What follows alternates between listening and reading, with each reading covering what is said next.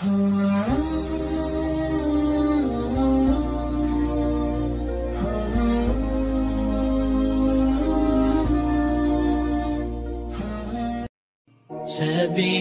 الدموع سبيل مريح، تنهدى يا صاحي كي تستريح. السلام عليكم ورحمة الله وبركاته. Alhamdulillah alladzi farada alaina siyama haqqa hamdi, wassalatu wassalamu ala Muhammadin nabiyyi wa ala alihi wa sahbihi wa jundi. Asyhadu an la ilaha illallah wahdahu la syarikalah wa asyhadu anna Muhammadan abduhu wa rasuluhu la nabiyya ba'dahu. Allahumma shalli wa sallim wa barik ala hadzal nabiyil karim nabiyina Muhammadin wa ala alihi wa sahbihi ajmain. Ibu-ibu jamaah majelis taklim assalam yang mudah-mudahan senantiasa dianugerahi keselamatan, kedamaian, kesejahteraan oleh Allah Subhanahu wa taala. Kita bersyukur Allah masih melimpahkan rahmatnya untuk kita sekalian, sehingga pagi ini kita dapat istiqomah dalam bertaklim dan bersilaturahim serta memakmurkan masjid yang diamanatkan Allah kepada kita.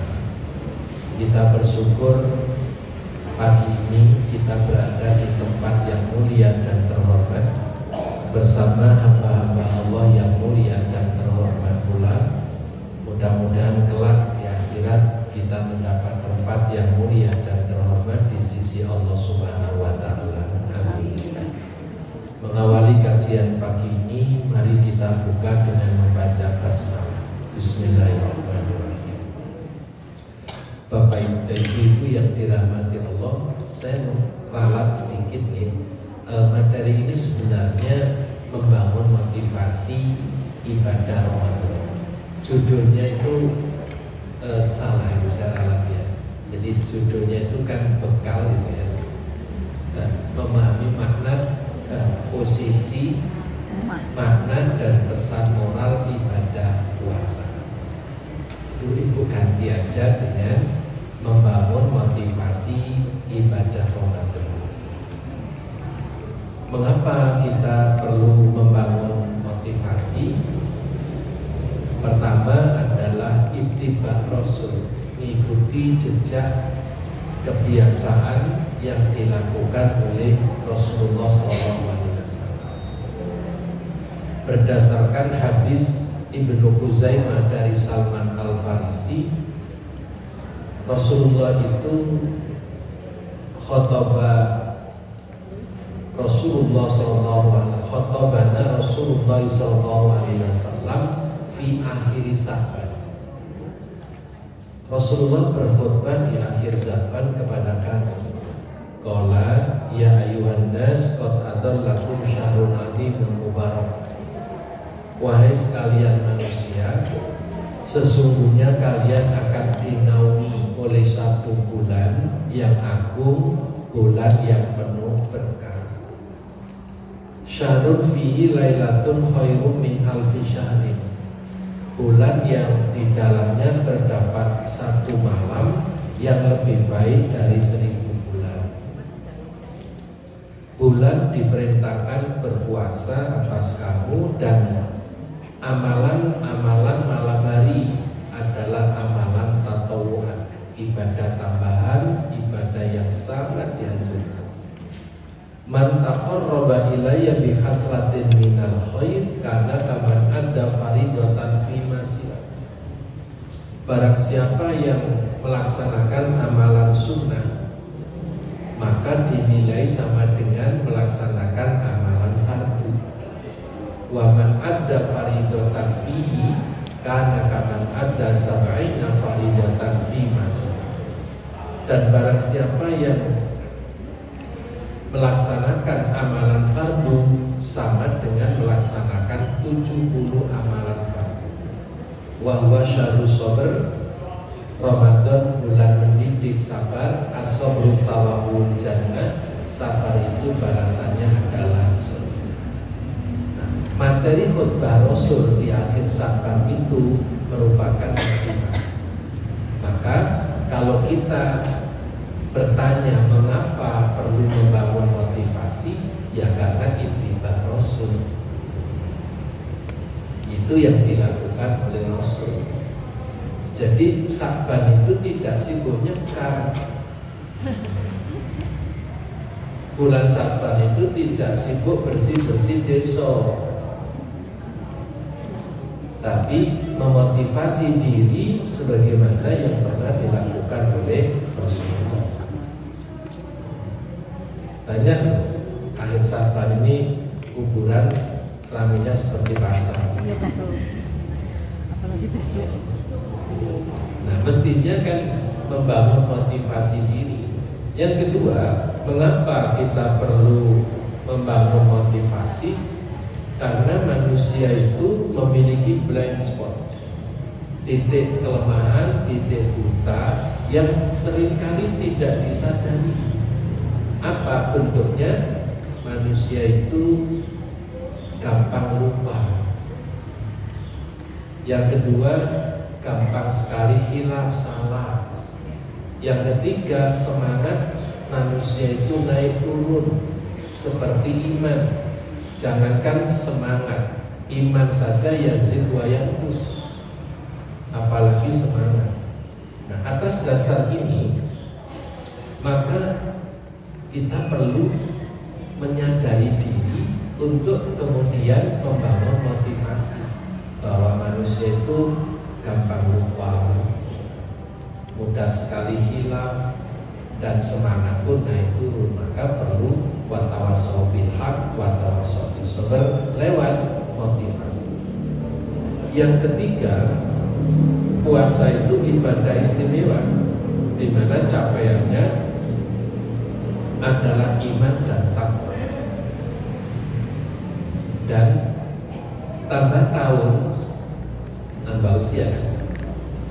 Dan tambah usia itu harus diikuti dengan peningkatan kualitas amal ibadah, kualitas iman, amal soleh. Kalau sampai terjadi usia 60, amalannya juga sekualitas 60, termasuk rugi karena kok bodoh gak untung.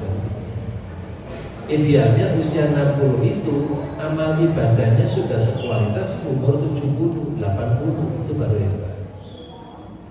Maka setiap tahun karena umur kita ini bertambah, motivasi untuk beribadah di bulan Ramadan harus ditingkatkan. Agar apa? Kualitas amal ibadah kita melampaui umur kita. Sehingga apa? Kita dimasukkan dalam kategori dalam hadis Rasul khairun nas man tola umruhu wa hasuna amal. Sebaik-baik manusia yang dikaruniai usia panjang dan banyak amal ibadah. Ini jawaban mengapa perlu membangun motivasi. Sekarang apa sumber motivasi yang bisa kita jadikan sarana untuk membangkitkan semangat, gairah? Pertama, kita mesti memahami posisi puasa. Yang kedua, bulan Ramadan atau syahrul Ramadan itu lekat dengan sifat-sifat yang menyertai, yaitu syahrul azim, syahrul mubarak. Gabungan dari syahrul azim dan mubarak ini wujudnya adalah Lailatul Qadar. Ada syahrul maghfirah, bulan ampunan. Ada syahrul sabr, bulan melatih sabar. Ada syahrul Quran, bulan diturunkannya Al-Quran atau bulan tilawatil Quran. Dan ada syahrul siam. Siam saum itu bahasa Arab yang diambil oleh orang Jawa menjadi bahasa kromo inggil. Kalau bahasa Jawa kan poso atau puasa bahasa Indonesia. Nah, kromo inggilnya poso itu siang. Jadi siang itu mengadopsi bahasa Islam. Nah, orang Jawa kemudian menggunakan istilah poso sampai bulannya pun disebut bulan poso. Tapi sayangnya nggak poso, nyebutnya aja bulan poso ning ora poso. Nah, kemudian yang balasan jaza. Jadi sumber motivasi itu jaza, balasan. Balasan yang dijanjikan oleh Allah itu innauli wa ana ajzibi. Puasa itu untukku dan aku sendiri yang ngatur balasannya. Jadi amal ibadah di bulan Ramadan itu Allah sendiri yang ngatur, gak ngikuti tabel. Tabel balasan Allah itu kan berkembang satu amalan dibalas 10 kali kebaikan, dibalas 70 kali kebaikan, dibalas 700 kebaikan.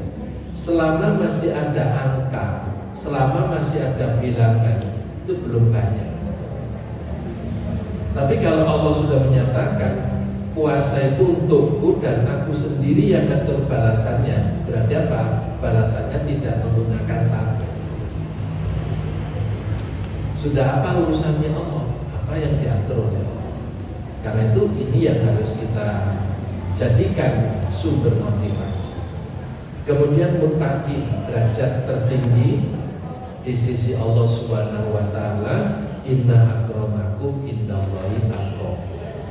Nah, Bapak Ibu yang dirahmati Allah, sekarang mari kita dalami posisi puasa itu. Kalau kita pahami secara benar, menjadi sumber motivasi pertama.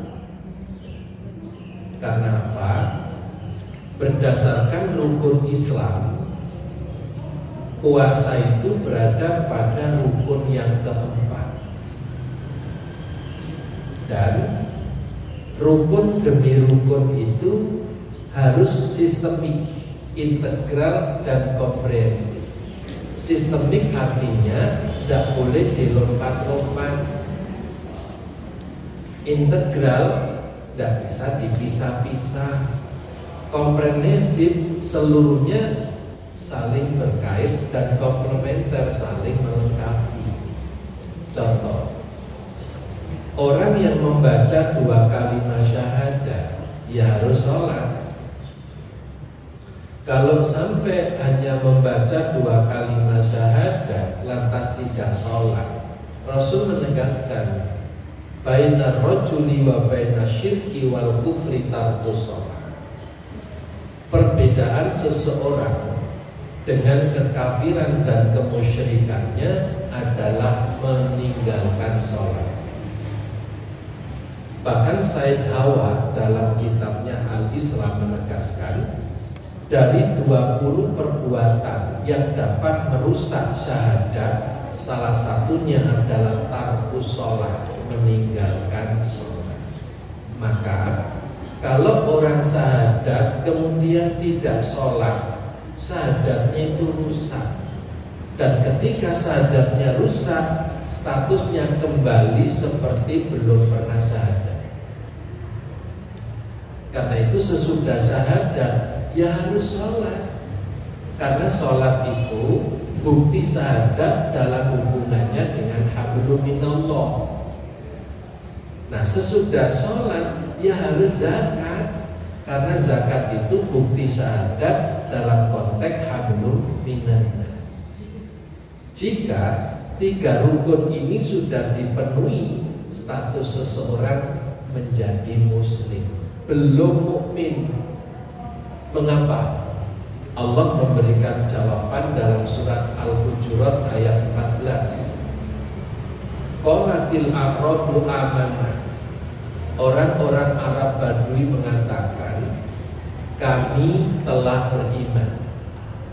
Allah langsung merintah kepada Rasulullah, "Qul," katakan Muhammad, "lam tu'minu walakin qulu aslamna." Katakan Muhammad, kamu belum beriman, tetapi katakanlah kamu baru muslim, kamu baru tunduk. Mengapa? Walamma yadkhulul imanu fi qulubikum, karena iman belum masuk ke dalam hatimu.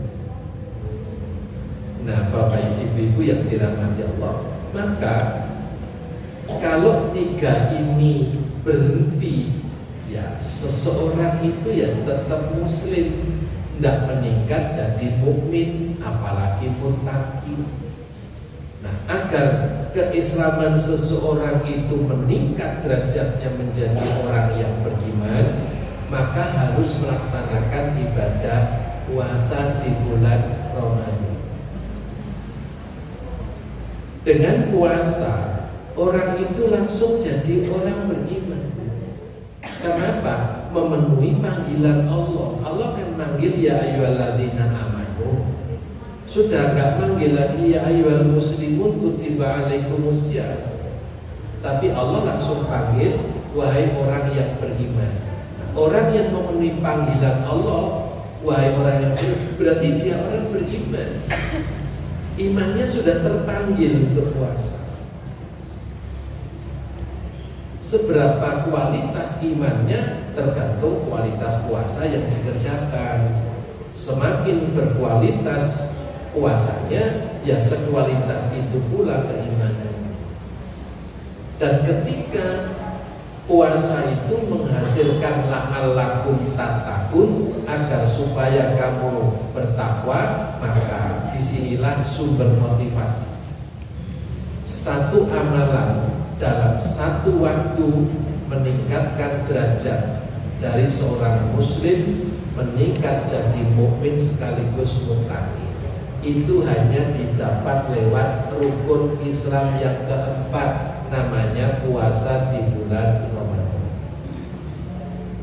Oleh karena itu kalau tidak puasa ya tetap muslim, nggak meningkat jadi mukmin apalagi muttaqi. Nah, apabila puasa yang dilaksanakan oleh orang beriman menghasilkan derajat takwa di sisi Allah, maka selanjutnya takwa itu menjadi bekal menunaikan ibadah haji, rukun Islam yang kelima. Nah, Allah sudah menyatakan dalam surat Al-Baqarah 197, ini perintah haji. Di ujung ayatnya, wa tazawwadu fa inna khairaz zadi taqwa wattaquni ya ulil albab. Dan berbekalah, sesungguhnya sebaik-baik bekal adalah takwa. Oleh karena itu bertakwalah kepadaku wahai orang-orang yang berakal. Nah, Ibu, jadi satu-satunya rukun Islam yang bekalnya harus takwa adalah haji. Dan takwa itu didapat lewat puasa di bulan suci Ramadan. Maka bulan Zulhijjah tidak mungkin mendahului bulan Ramadan. Halo? Bulan Zulhijjah tidak mungkin mendahului bulan Ramadan. Karena apa? Bulan Zulhijjah, bulan haji, bekalnya harus takwa. Karena itu nggak mungkin mendahului Ramadan, harus sesudah Ramadan sudah meraih takwa untuk kemudian menjadi bekal menunaikan ibadah. Inilah yang saya sebut sistemik, integral, komplementer, dan komprehensif. Maka orang yang hanya menghafal rukun Islam itu belum tentu Islam, belum tentu Muslim. Itu Muslim aksesoris, Muslim simbolik. Rukun Islam ini harus dipahami secara benar sehingga membangun motivasi. Tidak berhenti sadar, tapi punya tanggung jawab membuktikan syahadatnya dengan istiqomah melaksanakan sholat dan juga zakat. Dan tidak berhenti di situ, puasa di bulan Ramadan. Tidak berhenti di situ, menunaikan ibadah haji bagi yang mampu. Lantas bagaimana bagi yang tidak mampu? Allah Subhanahu wa Ta'ala sudah menegaskan manis tato'a ilaihi sabila. Perintah berhaji itu hanya wajib bagi yang mampu. Lantas yang tidak mampu kan tidak dapat pahala haji mabrur. Jangan khawatir, disiapkan oleh Allah dan Rasul. Ada amalan kompensasi namanya. Kalau nggak bisa haji karena udzur syar'i, karena terlilit bencana, karena usianya sudah lanjut, tidak bisa bayar UNH, ongkos naik haji, karena itu ongkosnya naik terus, karena namanya ongkos naik haji, sehingga ongkosnya naik terus. Hajinya sih naik, tapi ongkosnya juga ikut naik. Gak mampu. Allah dan Rasul memberikan kompensasi. Sabda Rasulullah, man asbaha layan bidul maliyahadin ghufira lahu majah. Barang siapa yang bangun subuh tidak ada niat untuk merugikan orang lain, tidak ada niat untuk berbuat zalim kepada orang lain, maka Allah akan mengampuni dosa-dosanya. Wa man asbaha yanwi nusratal mazlumi wa qada'i hajatil muslim karena lahu ka'ajrin hajatin mabruratin. Barang siapa yang bangun subuh berniat nolong orang-orang yang membutuhkan pertolongan, membantu siapapun yang butuh bantuan, maka Allah memberikan pahala sama dengan pahala haji mabrur, yaitu surga. Ini bagi yang tidak mampu haji. Bagi yang mampu, jangan milik kompensasi ini, itu ngakali Allah namanya. Terus gak ngono gak usah haji ya wis, aku tangi turu tak niat terus, nek niat masih lumayan bangun tidur ku terus mandi, tidak lupa menggosok ini. Kalah sama anak TK. Jadi ibu-ibu yang dirahmati Allah, tidak bisa ngakali Allah, itu nggak bisa. Kalau memang mampu, ya berkewajiban menunaikan rukun haji. Kalau nggak mampu, memang kenyataannya nggak mampu, bukan merasa nggak mampu. Nggak mampu betul, itu boleh mengambil jalan lain. Nah, oleh karena itu ibu-ibu yang dirahmati Allah, solusi-solusi seperti ini dibuka lebar oleh Allah dan Rasul. Banyak amalan-amalan yang nilainya setara dengan balasan bagi haji yang mampu. Nah, ibu-ibu, ini poin pentingnya ada di puasa itu. Posisinya sangat tinggi karena dari muslim menjadi mukmin muttaqin, kemudian menjadi pelengkap penyempurna rukun Islam, yaitu menunaikan ibadah.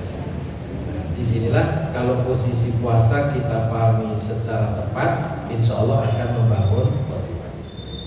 Sekarang Syahrul tadi, Syahrul Azim, ini juga motivasi.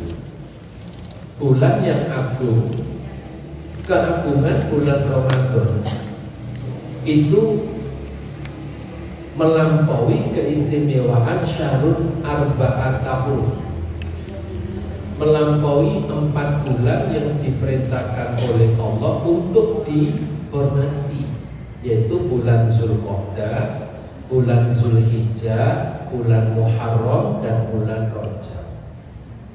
4 bulan ini mulia dan harus dimuliakan dengan cara tidak berbuat dosa, tidak maksiat, tidak berbuat zalim. Nah, di bulan Ramadan itu melampaui arba'atul hurum. orang-orang di zaman jahiliyah itu menghormati 4 bulan. Pada suatu ketika ada sebuah kabilah, sebuah suku atau desa itu minta izin untuk mendapat penjelasan dari Rasulullah terkait dengan ajaran Islam. Sudah dijadwal, ternyata ditunda. Kemudian begitu setelah nunda, pas harinya datang menghadap Rasul sekelompok orang. Terus ditanya oleh Rasulullah, kenapa ditunda? Orang-orang ini mengatakan, kami menunggu datangnya Syahrul Hurum, Arba'atul Hurum. Saya menunggu datangnya bulan haram. Kenapa? Karena kalau sudah bulan haram, begal, pencuri, perampok itu istirahat. Penyamun, begal, perampok, maling itu istirahat. Itu jahiliyah. Jahiliyah itu menghormati Arba'atul Hurum. Lah kok koruptor di Indonesia tidak berhenti melakukan tindak pidana korupsi, maka statusnya, derajatnya lebih jahiliyah daripada orang jahiliyah.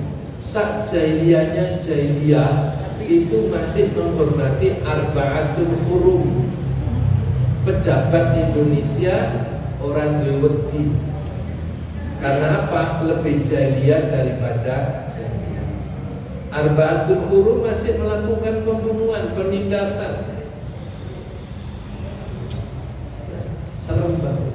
Karena itu 4 bulan yang harus diagungkan, yang harus dihormati ini di kalangan orang-orang jahiliyah itu menghormati. Penjahat-penjahat di zaman jahiliyah itu istirahat ketika bulan yang diharapkan oleh Allah. Nah, rahasianya banyak, nanti dibahas saja kapan-kapan, mulai dari Dzulqa'dah, Zulhijjah, Muharram dan Rajab. Nah, di antara 4 bulan, di antara 12 bulan, 4 bulan itu haram, tapi tidak bisa melampaui Syahrul Ramadan, bulan suci Ramadan. Ini istimewa. Nah, sekarang Syahrul Azim itu refleksi spiritualnya adalah begini.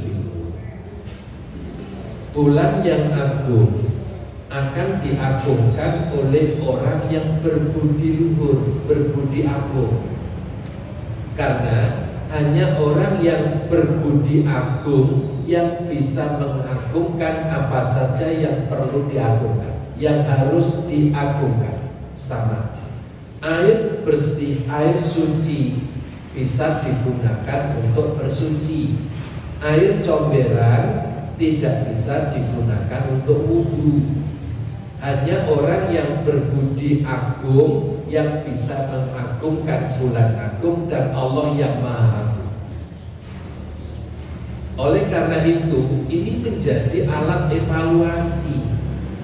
Mestinya orang yang menduduki jabatan agung seperti Jaksa Agung, Mahkamah Agung, mestinya berbudi agung. Lah kok jadi makelar kasus?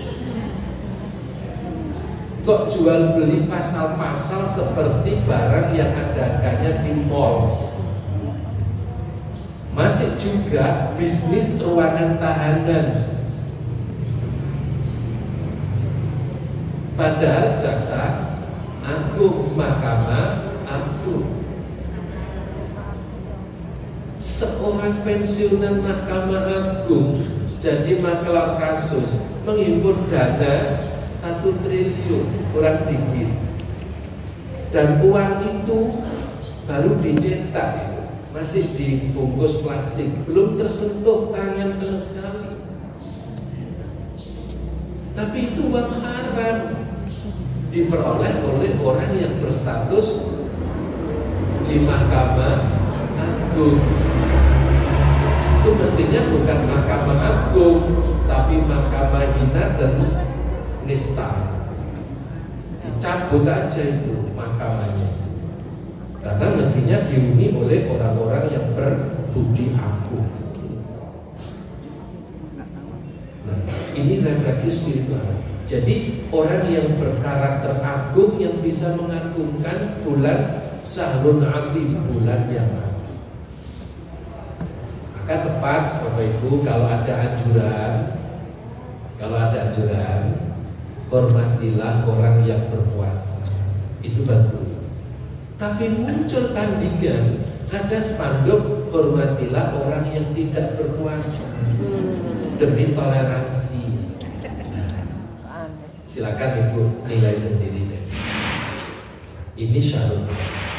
Kemudian Syahrul, kalau ini hadisnya sudah terangkan. Sekarang Syahrul Mubarak, bulan yang penuh dengan berkah.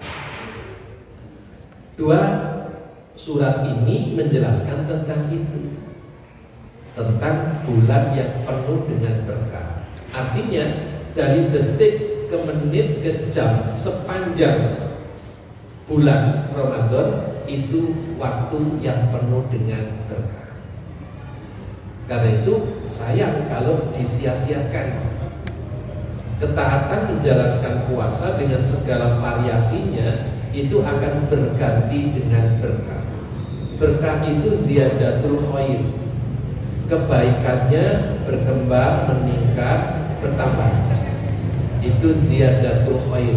Itu arti berkah. Apapun anugerah Allah yang kita terima, kalau itu anugerah yang berkah, maka kebaikan yang kita nikmati itu bertambah, berkembang. Itu barokah. Contohnya gini, ada seorang santri nanya kepada Pak Yainya tentang apa arti barokah. Pak Yai menjawab, nanti saya jelaskan setelah kamu nolong Pak Yai ya. Apa ya itu? Tolong isi bak mandi, kamar mandi itu penuh ya, diisi. Terus sudah ya. Nah sekarang kamu mandi. Setelah mandi lapor, sudah ya. Sekarang apa barokah itu? Barokah itu air yang kamu pakai untuk mandi dan sisanya memberi manfaat kepada orang lain. Itulah air yang barokah. Tidak hanya kamu yang menikmati air itu, tapi orang lain juga memanfaatkan dan menikmati air itu. Ditanya, bak mandi itu berapa gayung? 200 gayung ya. Kamu tadi mandi berapa gayung? 10 gayung. Berarti 10 gayung itu barokah bagi kamu. Dan 190 gayung berbarokah untuk kamu dan barokah bagi siapapun yang memanfaatkan air itu. Itulah hakikat barokah. Pendekatannya sederhana, nggak usah muluk-muluk, melambung-lambung sampai ceblok. Nah itulah barokah. Sekarang mari kita telusuri usia orang berpuasa di bulan Ramadan itu dijamin barokah. Usia berkah itu usia yang diisi dengan amal soleh, dengan semangat fastabiqul khairat. Waktu demi waktu diisi dengan kebajikan. Itu usia orang yang puasa di bulan Ramadan dijamin berkah. Dijamin berkah. Kemudian tanah, ambil contoh, tanah yang berkah itu bukan sekedar subur dan panoramanya indah. Karena tanah yang tandus seperti Mekah punya keutamaan tidak tertandingi di hadapan Allah. Tanahnya tandus tapi dianugerahi berkah oleh Allah. Sehingga apa? Sekarang terbukti dan tidak bisa diingkari Bapak Ibu. Tanah Mekah itu nggak bisa ditanami pisang. pohon pisang nggak bisa tumbuh di sana. Tapi buah pisang terbaik di dunia itu banjir di Mekah. Dari Thailand, dari Argentina, dari Amerika Latin, membanjiri di sana. Saya tidak nemu pisang dampit dan Lumajang. Pisang kodok. Apalagi kita kelodok, tidak nemu di sana. Jadi tidak ada pohon pisang yang bisa tumbuh. Tapi karena Allah memberikan berkah tanah yang kering kerontang itu, semua penduduknya sejahtera. Bahkan jamaah haji dari berbagai negara, jamaah umrah dari berbagai negara menikmati keberkahan itu. Pohon apel, pohon jeruk, pohon apokat gak bakal bisa hidup di sana. Tapi buah-buahan melimpah. Yang gak ada itu cuma jumet sama rumput aja di sana. Kecuali orang Indonesia yang bawa ke sana. Subhanallah, itu luar biasa. Itulah barokah. Jadi keberkahan itu selain dinikmati oleh yang bersangkutan, juga dinikmati oleh banyak orang.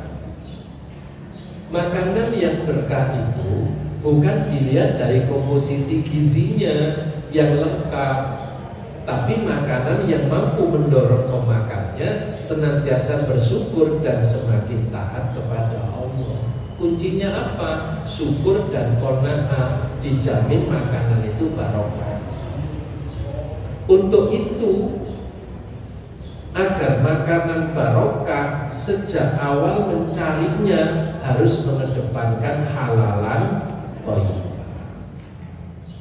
Setelah yang dimakan itu asalnya halalan thayyibah, doanya Allahumma barik lana fima razaqtana, ya Allah, anugerahkanlah berkah di dalam rezeki yang Kau anugerahkan kepada kami.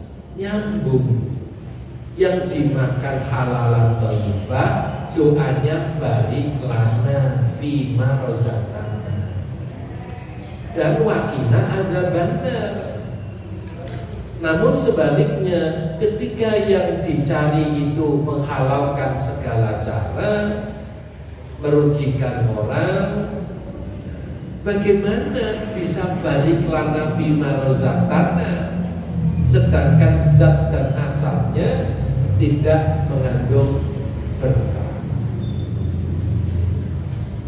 Karena itu doanya jangan Allahumma barik lana. Maka hasil korupsi doanya Allahumma laknatana. Cendower. Jadi ibu yang dirahmati Allah harus nyambung itu. Makanan yang berkah itu makanan yang mengantarkan orang yang makan itu menjadi hamba Allah yang pandai bersyukur, qanaah, dan ada semangat berbagi. Itu baru barokah. Karena itu Rasulullah SAW itu selalu berbagi makanan.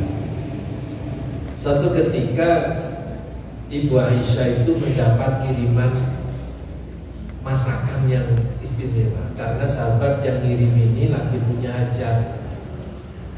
Begitu ditotol oleh Ibu Aisyah menunggu Rasul datang dengan harapan nanti begitu Rasul datang langsung makan. Begitu Rasul datang diberitahu Rasulullah, alhamdulillah ada kiriman makanan dari sahabat kita yang punya hajat. Alhamdulillah. Begitu Rasul duduk, dikira Aisyah ngajak makan, tapi ternyata nanya Aisyah, ada nggak tetangga kita yang belum terkirim makanan seperti ini? Aisyah berupaya untuk meyakinkan Rasulullah, sahabat yang punya hajat ini peduli sekali dengan tetangga. Saya yakin tetangga sudah terbagi. Tapi Rasul tanya, kamu yakin? Kamu yakin? Cobalah cek dulu, barangkali ada di antara tetangga kita yang belum kebagian. Akhirnya Pak, sudah dalam kondisi lapar, Ibu Aisyah masih sensus tonggo teparu. Begitu beberapa langkah dari rumah 1, 2, 3, di sudut jalan ada satu keluarga yang baru pulang dari bepergian. Ditanya, dari mana? Dari silaturahim ke keluarga. Sudah dikirimi makanan seperti yang dikirimkan? Oh belum, mungkin tadi waktu ngirimkan kami tidak ada di rumah. Oh, Aisyah bergumam, ini kalau tidak hidayah dari Allah tidak mungkin Rasul tahu. Kemudian beliau menghadap, wahai Rasulullah, betul ada tetangga kita yang baru pulang dari bepergian. Oke, kalau begitu, tapi Rasul gak pakai oke ya. Nanti ke project oke. Baiklah, toyib ya, baiklah. Bagi makanan ini separuh kita berikan tetangga kita itu, separuh kita nikmati. Rasul terus bersabda, saya baru bisa menikmati makanan kalau orang lain juga menikmati seperti yang saya nikmati. Itulah Rasul yang harus dicontoh. Dan beliau menegaskan, "Maha mana biman batasab'an wa jarujayun wa waya'lamu bi." Tidak termasuk orang yang beriman kepadaku kalau semalaman tidur nyenyak karena kekenyangan, sedangkan tetangganya tidak bisa tidur karena kelaparan. Wa huwa ya'lamu bi, dia tahu tapi tidak mau. Karena itu makanan yang barokah itu asalnya halalan thayyibah. Waktu makan, Allahumma barik lana fima razaqtana wa qina adzabannar. Melahirkan pribadi syukur dan qanaah dan berbagi kepada siapapun yang membutuhkan. Oleh karena itu, berkah makanan ini mestinya harus menjadi tekad. Selama ini kan 4 sehat, 5 sempurna, 6 barokah mestinya. 4 sehat, 5 sempurna, 6 dijamin selamat dunia ini. Kenapa? Kalau makanan hasil korupsi dimakan, doanya Allahumma barik, menguat doa itu karena nggak nyambung dengan penghasilan yang haram. Penghasilan haram itu sudah dicabut berkahnya oleh Allah. Jangankan korupsi, jual beli yang curang itu Allah mencabut berkah keuntungan yang didapat oleh seorang penjual. Itu jual beli berapa sih orang-orang yang suka tadi? Itu nggak banyak kok. Itu aja sudah diharapkan dan berkahnya dicabut oleh Allah. Apalagi hasil korupsi dimakan. Memang waktu makan telap-telap gitu, kayak orang sih sama gua gitu. Tapi sama dengan memasukkan ke dalam tubuhnya barang yang haram. Rasul mengingatkan, man nabatalahmu minas sukti fannaru aulabi. Barang siapa yang darah dan dagingnya tumbuh dari harta yang haram, maka neraka yang pantas menjadi tempat tinggal. Karena itu berkah makanan itu penting. Jadi makan jangan hanya memperhatikan komposisi gizinya yang lengkap, menu-menu yang lezat, tetapi perhatikan keberkahan. Dan caranya seperti ini. Ini contoh makan. Nah, makanan di bulan Ramadan itu penuh berkah karena dimakan oleh orang yang berpuasa. Ditambah lagi manfaat rasa iman. Barang siapa yang memberi berbuka orang yang berpuasa, maka Allah memberikan balasan sama dengan balasan orang berpuasa. Penuh berkah. Ibu kalau puasa sendiri 1 bulan, ya berarti pahala puasanya cuma 30 kan.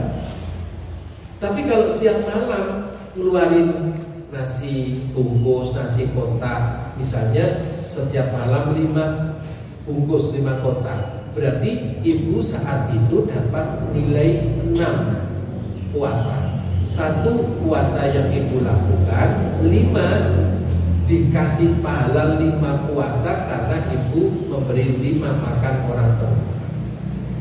Apalagi 10 setiap malam, maka jumlah totalnya 330 nilai puasa. Itu makanannya.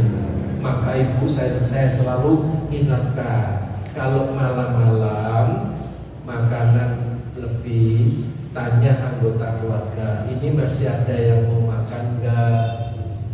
Oh sudah Mas, sudah Pak, sudah. Sepakat ya, saya masukkan kulkas akhirat. Kulkas akhirat malam itu siapa? Perutnya orang yang lapar malam. Apa satpam? Apa pemulung yang malam itu sedang mengkais-kais rezeki dari tempat sampah?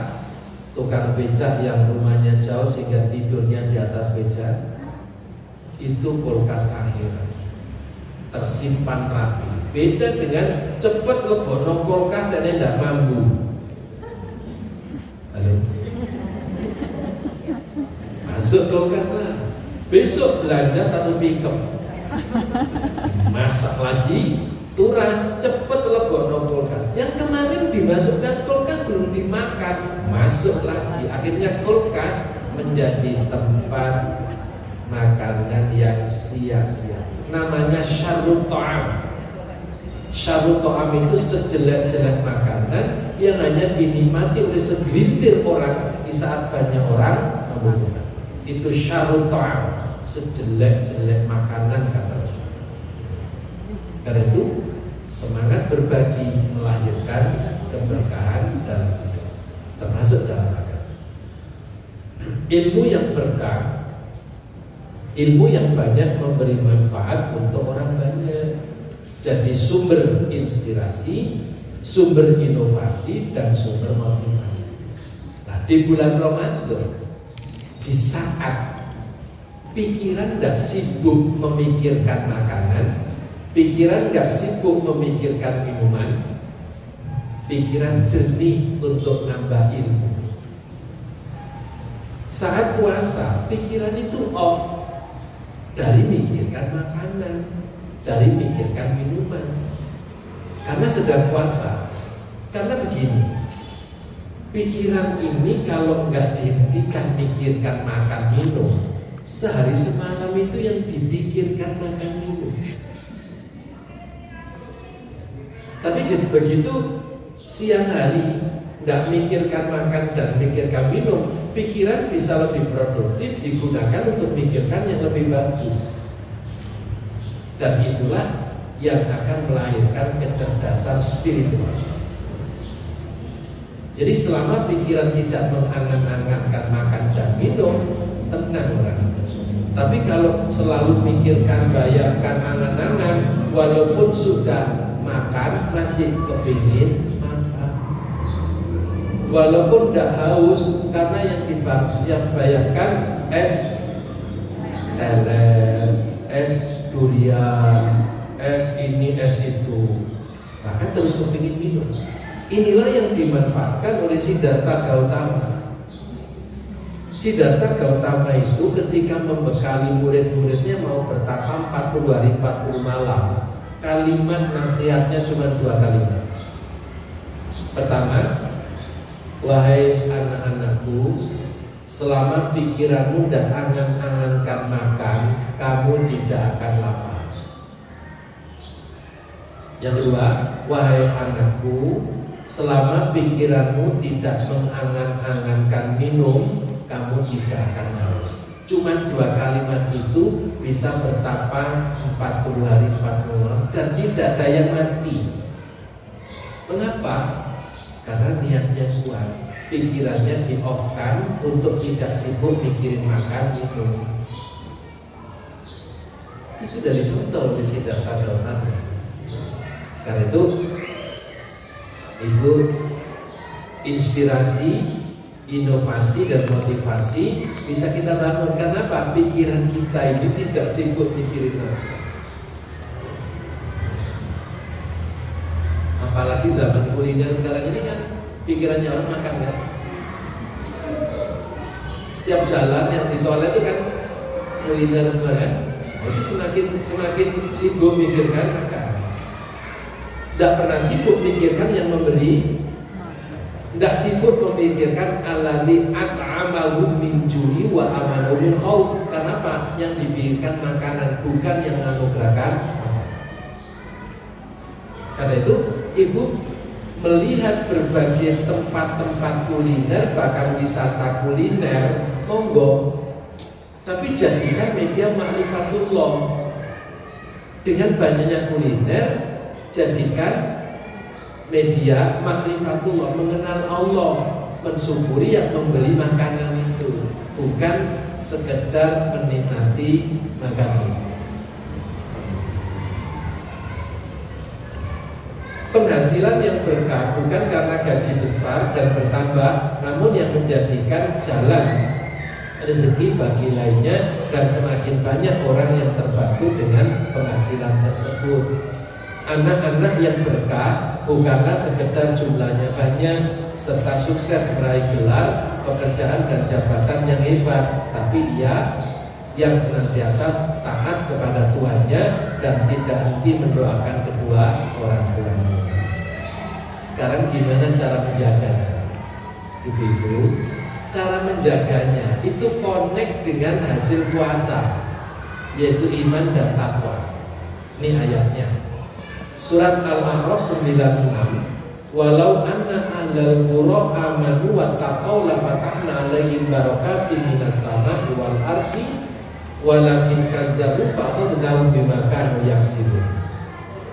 Jikalau sekiranya penduduk negeri-negeri beriman dan bertakwa, pastilah kami akan melimpahkan kepada mereka berkah dari langit dan dari bumi.